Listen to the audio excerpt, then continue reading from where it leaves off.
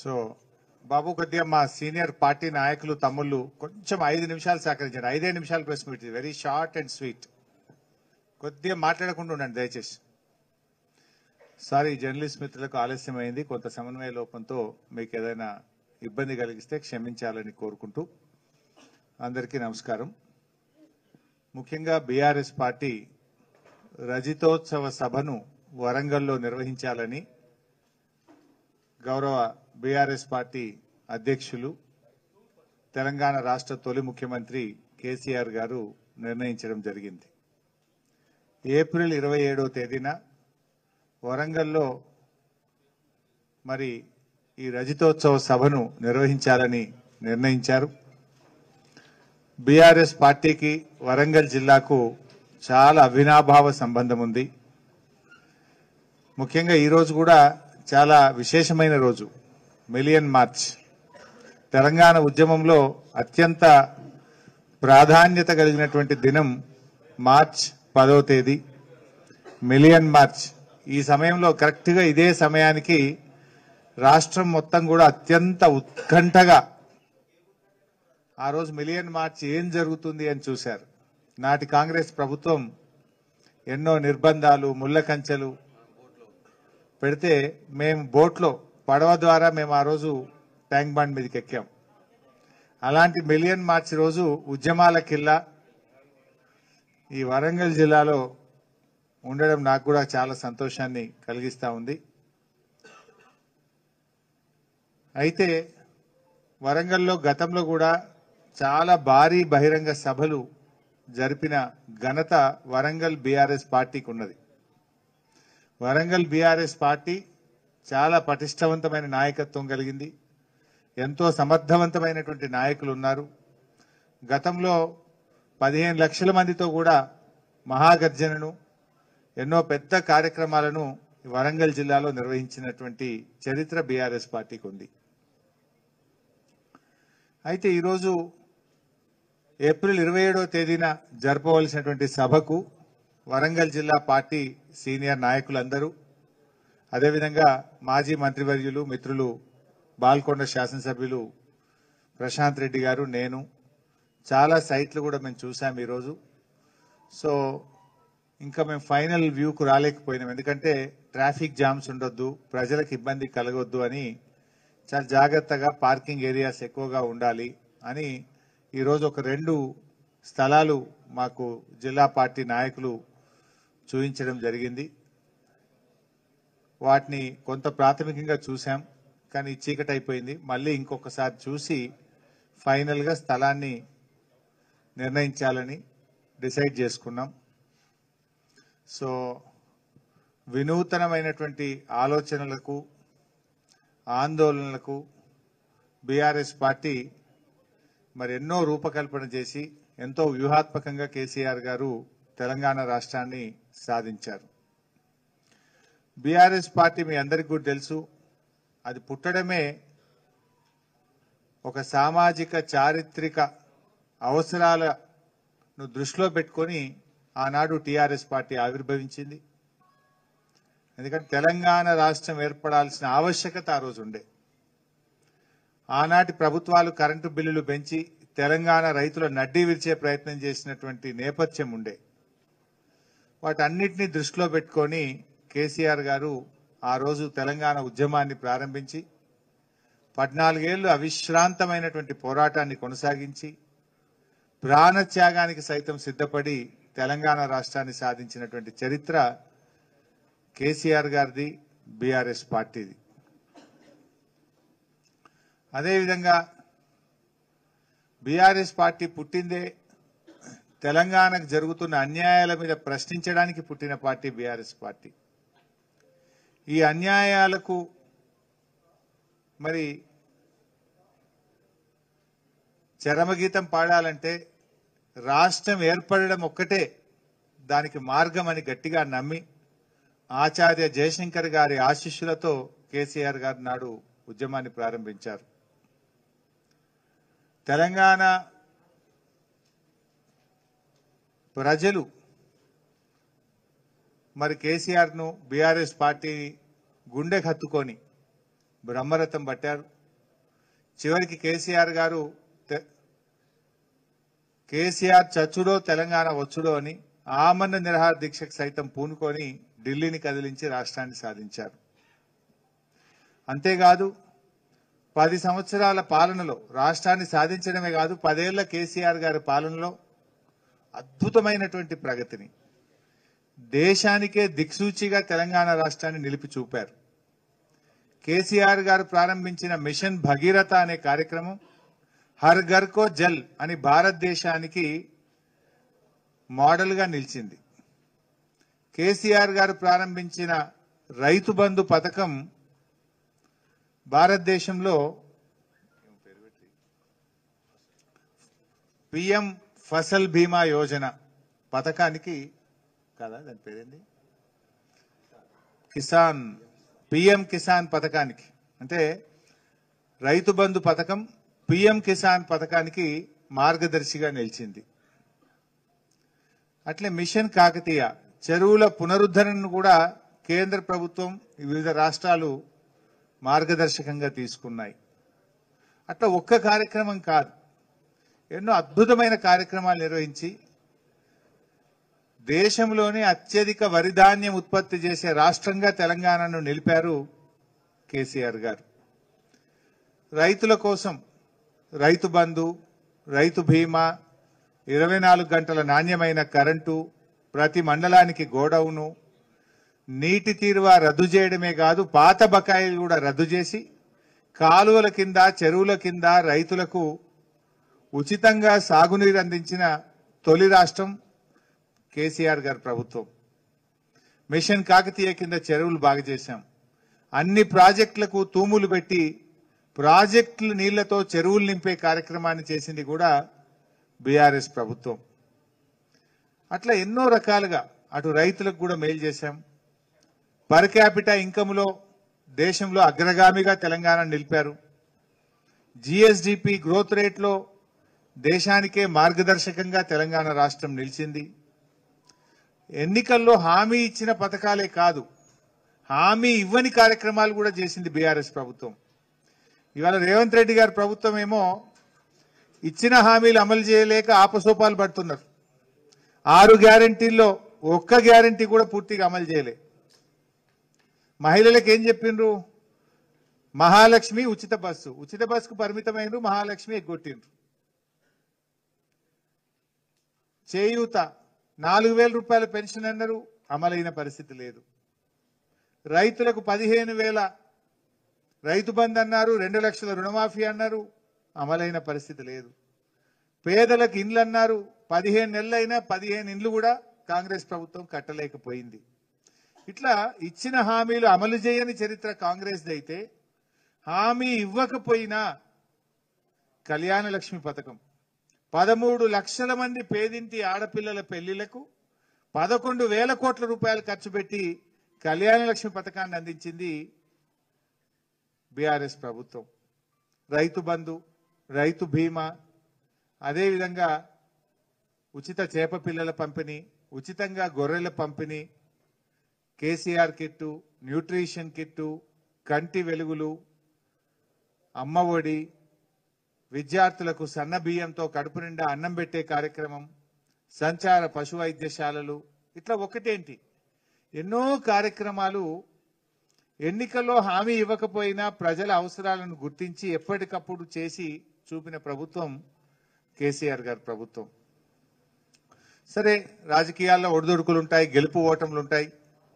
ముఖ్యంగా BRS party ఈ రజతోత్సవ వేడుకల సందర్భంగా 14 ఏళ్ల పోరాటం, 10 ఏళ్ల పాలన, ఈ రెండింటి మేళవింపు మా రజతోత్సవ వేడుకలు. సో ఈ రజతోత్సవ వేడుకలు ఏడాది పాటు జరపాలని కూడా పార్టీ నిర్ణయించింది. అందులో మొట్టమొదట వరంగల్ బహిరంగ సభతో ఈ రజతోత్సవ వేడుకలు ప్రారంభమవుతాయి. సో ఈ వరంగల్లో అద్భుతంగా ఈ సభ జరపాలని, అంటే ఈ రాష్ట్రంలో ప్రజలు కూడా ఎదురు చూస్తున్నారు. కేసీఆర్ గారిని చూడాలని, కేసీఆర్ మాట వినాలని, ప్రజలు మళ్ళీ కేసీఆర్ రావాలి అని చెప్పి ఈరోజు కోరుకుంటున్నటువంటి పరిస్థితి.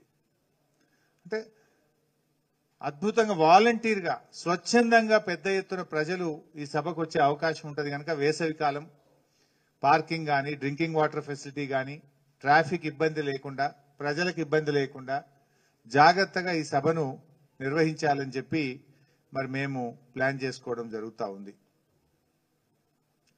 ఇవాళ ముఖ్యంగా ప్రజలకు కూడా క్లారిటీ వచ్చింది. పాలేందో నీళ్ళేందో ప్రజలకు అర్థమైంది. సమర్థుడెవరో అసమర్థుడెవరో కూడా ప్రజలకు అర్థమైంది. గట్టోడెవడో వట్టోడెవడో కూడా ప్రజలకు అర్థమైంది. మాటల మనిషి ఎవరో చేతల మనిషి ఎవరో కూడా ఈరోజు రాష్ట్ర ప్రజలు అర్థం చేసుకున్నారు. తెలంగాణ అనేవాళ్ళెవరో తెలంగాణ పదము ఉచ్చరించని వాళ్ళెవరో కూడా రాష్ట్ర ప్రజలకు ఇవాళ అర్థమవుతా ఉంది. అందువల్ల ప్రజలు ఇవాళ ఎంతో ఆసక్తిగా ఉన్నారు. మాకు సంపూర్ణమైన విశ్వాసం ఉంది. రేపు స్థానిక సంస్థల ఎన్నికలైనా రాష్ట్రంలో ఏ ఎన్నికలు వచ్చినా కూడా తప్పకుండా ప్రజలు బీఆర్ఎస్ పార్టీని ఆశీర్వదిస్తారు. అయితే బీఆర్ఎస్ ఎన్నికలని ఒకటో రాజకీయం అని ఒకటి కంటే కూడా తెలంగాణ ప్రజల గొంతుకగా బీఆర్ఎస్ పార్టీ ఉంటుంది. ఎందుకంటే తెలంగాణ ప్రజల ఆకాంక్షల్లో నుంచి పుట్టినటువంటి పార్టీ బీఆర్ఎస్ పార్టీ. తెలంగాణ ప్రసవించిన బిడ్డ బీఆర్ఎస్ పార్టీ. మీరు చూడండి, ఇప్పుడు మొన్న ఆంధ్రప్రదేశ్ రాష్ట్రం మేము గోదావరి వరద జలాలను ఆంధ్రాకు తీసుకొని వెళ్తాం, బంకచర్ల గోదావరి లింకును మేము తీసుకుపోతామంటే ఎవరు ప్రశ్నించిండ్రు? ఒక్క బీఆర్ఎస్ ప్రశ్నించింది. ప్రభుత్వంలో ముఖ్యమంత్రి అడగడు, నీళ్ల మంత్రి అడగడు, బీజేపీ అడగదు. అరే గోదావరిలో నీళ్ళు ఎట్లా తీసుకుపోతావు? మా సమ్మక్క సాగర్కి అనుమతి రాలేదు, మా సీతమ్మ సాగర్కి అనుమతి రాలేదు, మా కాళేశ్వరం థర్డ్ ఫేజ్కి అనుమతి రాలేదు,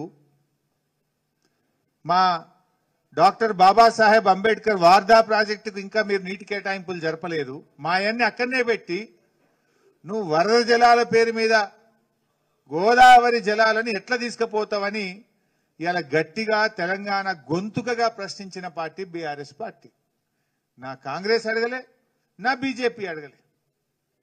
కాంగ్రెస్కి ఏమో గురువు ఉన్నాడు, అడిగే ధైర్యం లేదు. బీజేపీ ఏమో పొత్తుల పార్టీ. మరి ఎవరైంది ఇలా తెలంగాణ గొంతుక? అధికారంలో ఉన్నా లేకపోయినా తెలంగాణ ప్రజల పక్షాన నిజాయితీగా నిలబడేటువంటి పార్టీ ఉద్యమ పార్టీ అయిన బీఆర్ఎస్కే ఆ ఘనత దక్కుతుంది. ఇవాళ కృష్ణా జలాల్లో కూడా ఆంధ్రప్రదేశ్ రాష్ట్రం అత్యధికంగా నీళ్లు తీసుకుపోయింది. ఇవాళ ఖమ్మం, నల్గొండ, మహబూబ్ నగర్ లో పంటలు ఎండుతా ఉన్నాయి. దాని మీద ప్రశ్నించింది, ఈ ప్రభుత్వాన్ని తట్టిలేపింది కూడా బీఆర్ఎస్ పార్టీ. సో బీఆర్ఎస్ కు ఉన్నటువంటి నిజాయితీ, తెలంగాణ పట్ల చిత్తశుద్ధి ఈ రాష్ట్రంలో ఇంకే రాజకీయ పార్టీకి ఉండదు. ఉద్యమాల్లో పుట్టినటువంటి పార్టీ, ప్రజల ఆకాంక్షల్లో నుంచి పుట్టినటువంటి పార్టీ, అన్యాయాన్ని ఎదిరించడానికి పుట్టినటువంటి పార్టీ. సో ఈ పార్టీ ఈరోజు 25 సంవత్సరాలు పూర్తి చేసుకొని రజతోత్సవ సభ జరుపుకుంటా ఉంది. అంటే ఇప్పుడే యవ్వనంలోకి ప్రవేశించింది. 25 ఏళ్ళు అంటే ఇంకా మా యంగ్ పార్టీ, యవ్వనంలో ప్రవేశిస్తున్నాం. ఇంకా అద్భుతమైన భవిష్యత్తు ఉన్నటువంటి పార్టీ. సో ఈ సభకు విజయవంతం చేయాలని, ఈ సభకు ఏర్పాట్ల కోసం ఈరోజు మేము వరంగల్ రావడం జరిగింది. మా జిల్లా పార్టీ నాయకులందరూ కూడా గత కొంతకాలంగా శ్రమించి చాలా మంచి ఎక్సర్సైజ్ చేసి ఎన్నో గ్రౌండ్స్ కూడా చూశారు. మేమందరం కూడా ఇంకా జాగ్రత్తగా వీటిని పరిశీలించి మరొక రౌండ్ కూడా వచ్చి ఫైనల్ చేస్తాం. మీతో కూడా రెగ్యులర్ టచ్లో ఉంటాం. ఎందుకంటే ఇంకా వచ్చే నెల రోజులు ఒకసారి అసెంబ్లీ అయిపోతే ఎక్కువ వరంగల్లోనే ఉండి మీడియాతో కూడా ఇంకా డీటెయిల్గా మాట్లాడతాం. ఇవాళ కొంచెం మీకు కూడా ఆలస్యమైనట్టుంది. సో సహృదయంతో అర్థం చేసుకోవాలని కోరుకుంటున్నాం. ఏమంటారే, లక్షలాది మందితో, అంటే వరంగల్ చరిత్రలో కని విని ఎరగని రీతిలో అతిపెద్ద సభ వరంగల్లో జరగబోతా ఉంది.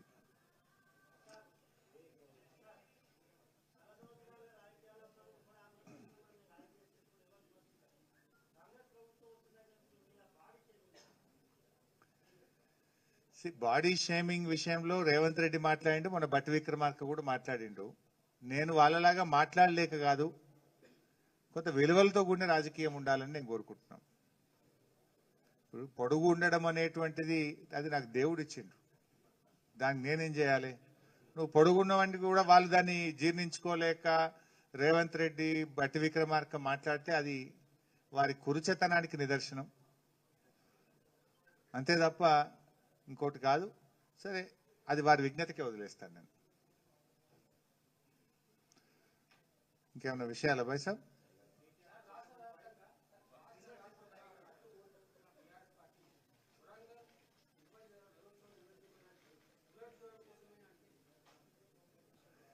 భాయ్ సాబ్, వరంగల్ ఉద్యమాల కిల్లా. వరంగల్తో బీఆర్ఎస్ పార్టీకి ఎంతో అవినాభావ సంబంధం ఉంది.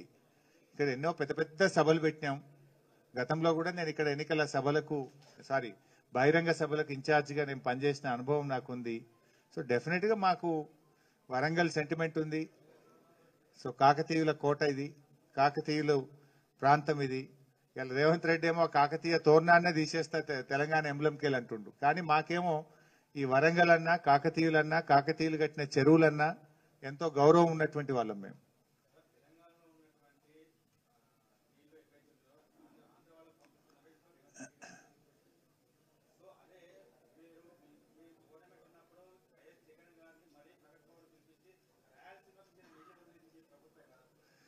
రాయలసీమ ప్రాజెక్టుల మీద పోరాడిందే కేసీఆర్.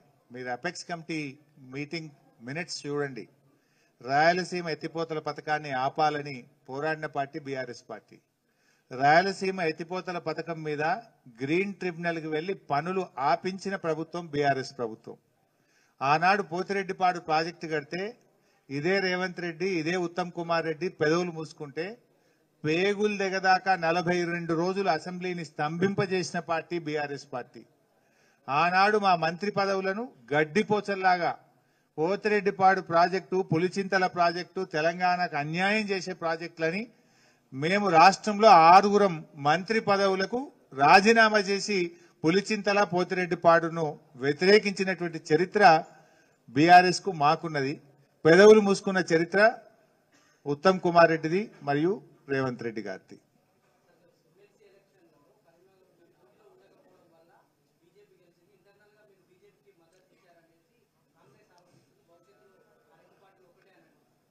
రేవంత్ రెడ్డి పరిస్థితి ఎట్లుందంటే ఆడరాక పాత గజ్జలు అని అన్నట్టు సామెతను చూడు వెనుకకు. తనకు గెలవ చేతగాక తాను ఓడిపోయి ఇవాళ బీఆర్ఎస్ పార్టీ మీద నెపం నెట్టే ప్రయత్నం చేస్తున్నాడు.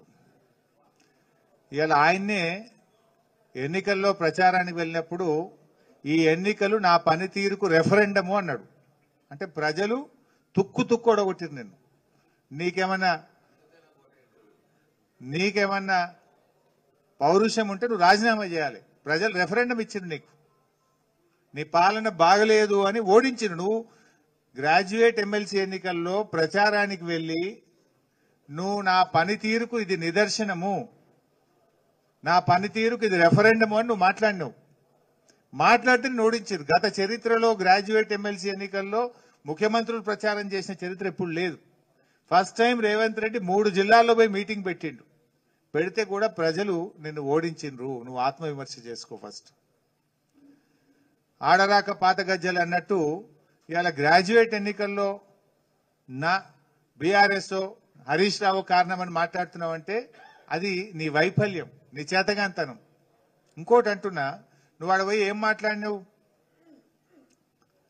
ఈ ఎన్నికలు నేను గెలిచినా ఓడిపోయినా నాకు లెక్కే లేదు, నా గవర్నమెంట్కి ఇబ్బందే లేదు అని నువ్వు మాట్లాడిన మాటలు పాపం నీ అభ్యర్థి పాలిటే శాపమైంది. ఇవాళ నరేందర్ రెడ్డి ఓటమికి రేవంత్ రెడ్డి కారణం. ఇంకో మాట అంటున్నా, మరి నువ్వు ఎమ్మెల్యేగా కొడంగల్ నియోజకవర్గం ఉన్న మహబూబ్ నగర్ పార్లమెంట్ లో డీకేఆర్ నువ్వే గెలిపించినావా? మరి ఇప్పుడు నా మీద నువ్వు ఆరోపణలు చేసినావు కదా. మల్కాజ్గిరిలో నువ్వు సిట్టింగ్ ఎంపీగా ఉన్న మల్కాజ్గిరిలో ఈటల రాజేందర్ గారిని నువ్వే దగ్గరుండి గెలిపించినవా? సమాధానం చెప్పు. నీ సొంత సీటు కదా, నువ్వు రాష్ట్రానికి ముఖ్యమంత్రివి. నువ్వు కొడంగల్ ఎమ్మెల్యేగా ఉన్న మహబూబ్ నగర్ పార్లమెంట్ లో బీజేపీ నువ్వే దగ్గరుండి మోడీ గారికి భయపడి గిఫ్ట్కి ఇచ్చినవా? బడే భాయ్ చోటే భాయ్ ఇద్దరు కలిసి మొన్న గ్రాడ్యుయేట్ ఎమ్మెల్సీలో బీజేపీని గెలిపించింది అనేది మా ఆరోపణ. చెప్పింది కదా చోటే బై బడే బై తుమారా ఆశీర్వాద్ హోనా అని. హుజూరాబాద్ మునుగోడులో ఏమైందో మనకు తెలియదా? ఈయన పిసిసి అధ్యక్షుడిగా ఉన్నప్పుడు హుజూరాబాద్ ఉప ఎన్నికల్లో కాంగ్రెస్ డిపాజిట్ పోయింది, మునుగోడు ఉప ఎన్నికల్లో కాంగ్రెస్ డిపాజిట్ పోయింది. అంటే నువ్వు అమ్ముడు నీకు అలవాటు ఉంది. నీలాగా అందరూ అట్లా చేస్తారనుకుంటే అది పొరపాటు. ఆ చరిత్ర నీకున్నది రేవంత్ రెడ్డి గారు. ఇప్పటికైనా అటువంటి పిచ్చి ఆలోచనలు మానేసి పాలన మీద దృష్టి పెట్టు. ఇలా పరిపాలనలో నువ్వు పూర్తిగా ఫెయిల్ అయిపోయినావు. మొన్న ఆయన చెప్పిండు, రాహుల్ గాంధీ కూడా ఎక్కడ చెప్పిండు చూసినావు గుజరాత్లో. కాంగ్రెస్ పార్టీలో కొంతమంది బీజేపీ యొక్క కోవట్లు ఉన్నాడు అని చెప్పిండు. ఇప్పుడు రేవంత్ రెడ్డి ఏందో ఒకసారి రాహుల్ గాంధీ కూడా ఆలోచించుకోవాలి. మొన్నప్పుడు రేవంత్ రెడ్డి మాట్లాడుతూ మాట అన్నాడు, మోడీ మంచోడు కానీ కిషన్ రెడ్డి చెడ్డోడు అన్నాడు. చూసిందా మీరు? మోడీ గారు చాలా మంచోడు, కిషన్ రెడ్డి మంచోడు కాదు అన్నాడు. అంటే నువ్వు మోడీ గారు మంచోడు అన్నవంటే రాహుల్ గాంధీ చెడ్డోడు అన్నట్టు. ఎందుకు ఈ మాట అంటున్నా? పొద్దుగా లేస్తే రాహుల్ గాంధీ ఏమంటాడు? మోడీ చెడ్డోడు, మోడీ మంచోడు కాదు, మోడీ మంచోడు కాదు, మోడీ దేశానికి అన్యాయం చేస్తుండని రాహుల్ గాంధీ అంటాడు. మరి నువ్వేమంటున్నావు? మోడీ మంచోడు అని రేవంత్ రెడ్డి అంటుండు. మరి మోడీ మంచోడు అంటే ఇక రాహుల్ గాంధీ చెడ్డోడు అన్నట్టే కదా, నథింగ్ బట్. అంటే ఇలా రాహుల్ గాంధీ కూడా తేల్చుకోవాలి ఇలా ఎవరు బీజేపీ కోహట్టులో. మరి మొన్న నువ్వు గుజరాత్లో మాట్లాడినావు కానీ రాహుల్ గాంధీ గారు, తెలంగాణలో కూడా కొంతమంది కోవట్లు ఉన్నారు, జాగ్రత్త చూసుకో. Thank you.